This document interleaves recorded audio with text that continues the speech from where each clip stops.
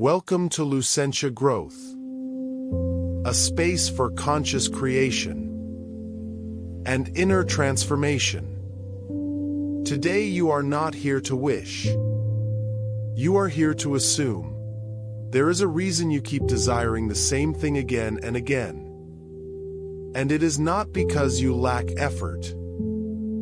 It is not because you are doing the technique incorrectly.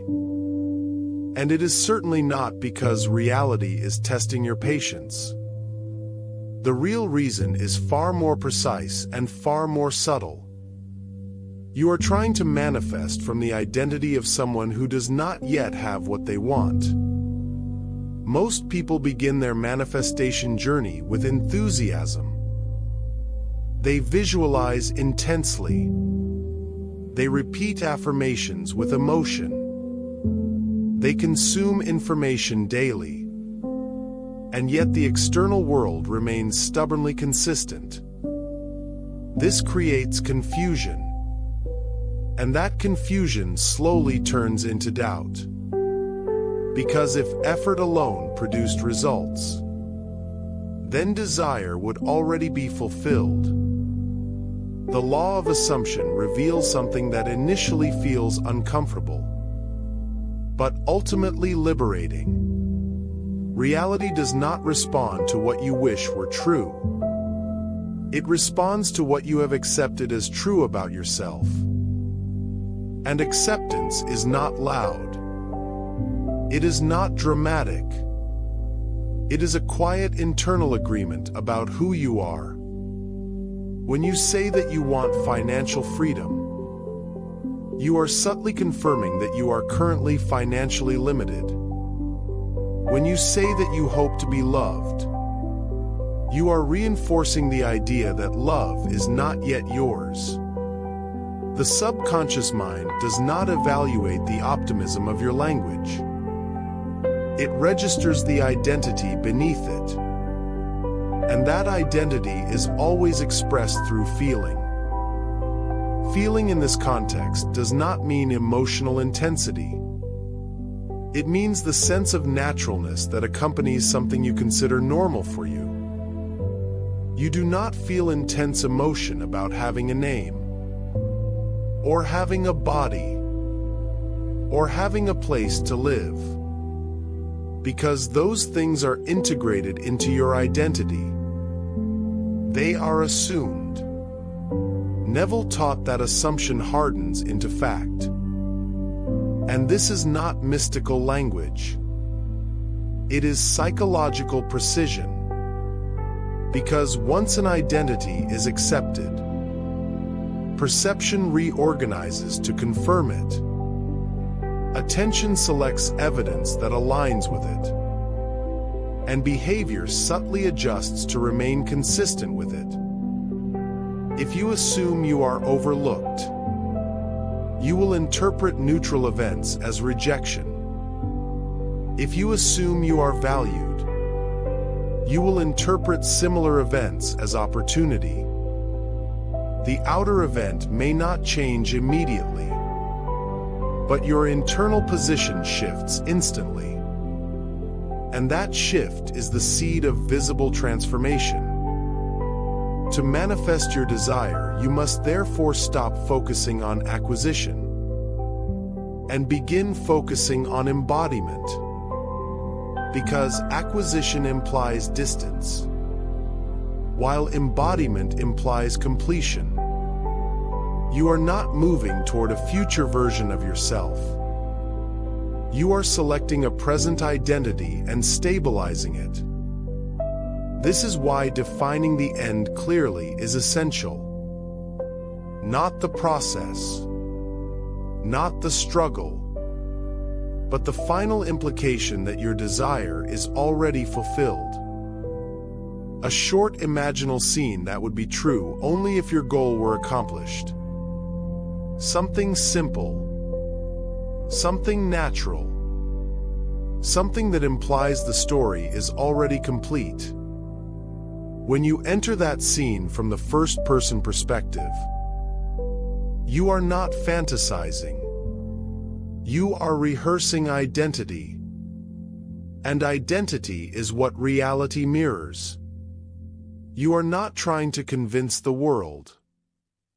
You are deciding who you are within it. At first, the new identity may feel unfamiliar, because you have practiced the previous one for years. But familiarity is built through gentle repetition, not force, not emotional strain, and not constant checking for external confirmation. Checking for results immediately after assuming the state only reinforces the belief that it is not yet yours. Instead, you allow the scene to become internally ordinary, almost unsurprising, until the feeling of having replaces the feeling of wanting. And this shift is subtle but decisive, because once wanting dissolves, resistance dissolves with it. Manifestation through the law of assumption is therefore not about making something happen. It is about remaining loyal to the version of yourself for whom it has already happened. And loyalty to identity is what stabilizes outcomes. The world does not need to be forced. It only needs to reflect. If you understand this clearly, you will stop asking whether it will work, and instead begin asking whether you are willing to consistently inhabit the state of the fulfilled self. Because the moment you truly accept that state as yours, reality begins the quiet process of rearranging itself to match. Before you attempt to impress the subconscious mind with a new assumption, you must first prepare the mental ground on which that assumption will rest. Because no seed grows in soil that is constantly disturbed by doubt, analysis, or emotional agitation. Many people fail not because the law is ineffective, but because their inner atmosphere remains unstable.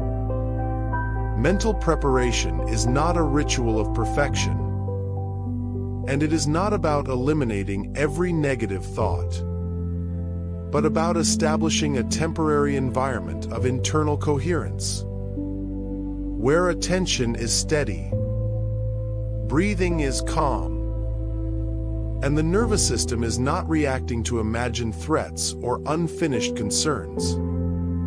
A restless mind cannot sustain a new identity. The first step in preparation is deliberate slowing. Not dramatic slowing, but intentional reduction of mental speed. You withdraw attention from external stimulation, from screens, from conversations, and from unfinished tasks, allowing awareness to settle inward. This shift signals to the subconscious that something intentional is occurring. As you slow down, resistance may appear. Subtle impulses to check something, to move, or to think ahead. These impulses are not obstacles. They are indicators of habit, and observing them without judgment weakens their momentum. Preparation also requires emotional neutrality, because strong emotional turbulence anchors you to the current identity. If you enter the practice feeling frustrated, desperate, or impatient, you carry the state of lack into the new assumption, and the subconscious always responds to the stronger feeling. Emotional neutrality does not mean suppression. It means stabilization. You allow feelings to exist, while gently reducing their intensity through stillness and breath, until your internal tone becomes calm, steady, and available. This calmness is not manifestation itself, but the doorway through which assumption can pass without resistance. You must also clarify intention before beginning. Not with complex language, but with simple recognition. You are not practicing to test whether this works, and you are not fixing something broken. You are choosing who you are, and that distinction changes the posture of the mind. When urgency dissolves, pressure dissolves with it, and the subconscious becomes receptive, because it no longer feels forced. You are not escaping present circumstances. You are preparing to reinterpret them from a new position. Stability always precedes transformation. When the mind reaches this calm, neutral, intentional state, assumption no longer feels like effort. It feels like selection, and selection is the beginning of embodiment. Now that your mind is calmer, and your attention is no longer scattered outward, we begin the practical application of the law of assumption. Not as theory, but as experience. Allow your body to become still, without forcing stillness. Simply let movement reduce naturally, and bring gentle awareness to your breathing. Not controlling it, only noticing it. Each breath signals safety to the nervous system, and safety allows receptivity. As you inhale slowly, feel the expansion in your chest, and as you exhale, feel the subtle release of unnecessary tension. Continue this rhythm without exaggeration. Steady, unforced, consistent. With every breath, the analytical mind softens slightly, not disappearing, but stepping back. You are not trying to stop thoughts. You are allowing them to lose urgency, like distant background noise that no longer demands attention. Now gently shift awareness to your physical body, noticing points of contact, the weight of your body against the chair or bed, the temperature of the air on your skin, the natural heaviness that begins to form when effort decreases. Heaviness is a sign of relaxation, and relaxation is the gateway to impression. Let your shoulders drop slightly. Let your jaw unclench. Let your forehead smooth. These small adjustments communicate to the subconscious that there is no threat. And when there is no threat, resistance decreases. As the body settles, you approach a subtle threshold, a state between full wakefulness and light drowsiness, where imagination becomes more vivid and critical evaluation becomes quieter. This is the ideal condition for assuming a new identity. Now bring to mind the desire you have chosen, not as a problem to solve, but as a state already completed. Do not think about how it will happen, or when it will happen. Only ask yourself one precise question. If this were already fulfilled, what small moment would prove it to be true? Allow a simple scene to emerge. Short, specific, and implying completion. It might be a message received, conversation heard, a financial number observed, or a quiet moment of internal relief. Choose the scene that feels most natural.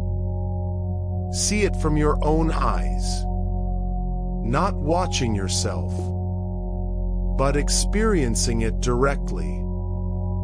Notice what is immediately in front of you. The colors, the shapes, the environment, without straining to create detail. Let the scene form gently. At this stage, you are not forcing belief. You are allowing familiarity to grow.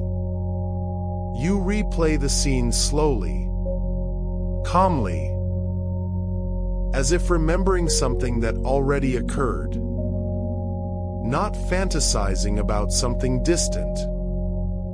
If distraction appears, return to the scene without frustration, because redirection strengthens focus, and calm persistence stabilizes identity. There is no need to rush, and no need to intensify emotion. Naturalness is the objective. As you remain within the scene, begin to notice the subtle feeling that accompanies fulfillment. Not excitement, but certainty. Not euphoria, but quiet completion. Let that feeling expand gently through your body until it feels steady, grounded, believable. Stay here, without asking whether it is working, without checking reality, without adjusting the scene. Simply experience, and allow the state to become familiar.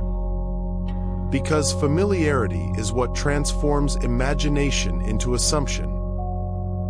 Remain in this experience, steady, calm, present, and let the identity of the fulfilled self begin to feel like your own. Remain within the scene you have created, not to force it into clarity, but to allow it to become internally ordinary. Because manifestation does not respond to dramatic intensity. It responds to what feels normal for you. Notice how the scene begins to lose its novelty. And this is not a sign that it is weakening. It is a sign that it is settling. When something becomes less emotionally charged, it becomes more believable. And believability is what transforms imagination into assumption. Instead of adding more details, allow the existing ones to stabilize. The sound of the voice, the image before you, the subtle posture of your body. Let them repeat gently, without strain, as though this memory has always belonged to you. Now shift your focus slightly from the visual elements to the internal position you occupy inside the scene. Ask yourself quietly, who am I now that this is done? Not what do I have, but who am I being? Feel the difference. In your posture, in your breathing, in the tone of your inner dialogue. The fulfilled version of you does not question whether it will happen, because from this position it already has. Allow that identity to become steady, not exaggerated, not euphoric, but grounded, composed, secure. Security is a deeper signal to the subconscious than excitement. Because security implies permanence. As you remain here, you may notice that the desire itself begins to feel quieter, less urgent, less emotionally charged. This is an important shift, because urgency belongs to the state of lack, and calm ownership belongs to the state of fulfillment. Do not attempt to intensify the scene, and do not attempt to hold it rigidly. Simply rest inside it, like someone sitting comfortably in a room they own. Not visiting, not borrowing, but belonging. If the mind drifts, return gently, without criticism. Each return strengthens the new identity, because you are choosing it again, and repetition of choice becomes assumption. Now allow the visual elements to fade slightly, while keeping the feeling intact, because ultimately it is not the picture that manifests, but the state of being that the picture generated. Let the picture soften, and keep the certainty. Remain in this calm, steady, natural sense of already being the one who has, without announcing it, without proving it, without defending it, just being. This quiet stabilization is where the shift truly occurs. Not in effort, not in intensity, but in sustained identity. And sustained identity inevitably reorganizes external reality.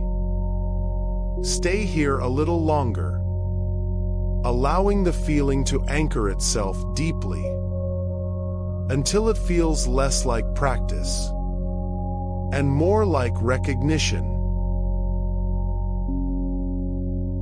Remain in this calm certainty for a few more moments, not attempting to intensify it, not attempting to protect it, simply allowing it to exist as something natural, something chosen, something quietly established within you.